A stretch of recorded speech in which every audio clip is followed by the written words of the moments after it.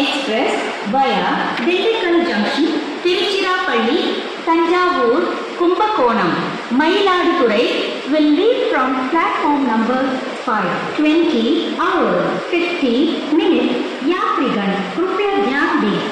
गाड़ी संख्या 2224 मदुरई चेन्नई एग्मोर बहार superfast express via Dindigul Junction, Tiruchirappalli, Tanjavur, Kumbakonam, Mayiladuthurai 20:50 platform number 5 से रवाना होगी। பயணிகள் கவனத்திற்கு வண்டி எண் 226224 Madurai Chennai Egmore Bahar super fast express